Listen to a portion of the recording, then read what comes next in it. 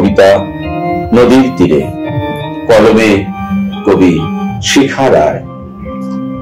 সকাল থেকে কিসের আশায় সন্ধ্যেরা দোল খায়, বৃত্ত হলে ব্যালকনির ওই ইজি চেয়ারটায়।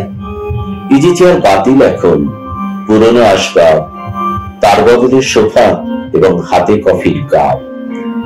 ভাসিয়ে দেব নদীর জলায় ভাবনা এবং স্মৃতি, তার বদলে পুরিয়ে দেব প্রিয় তোমার গীতি।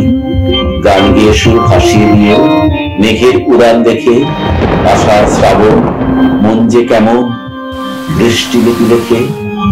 সাগর তীরে শ্বেতলা হরি নীল আকাশের মেঘ, দেখছো সবই ভাসিয়ে নিয়ে বর্ষার আবেগ।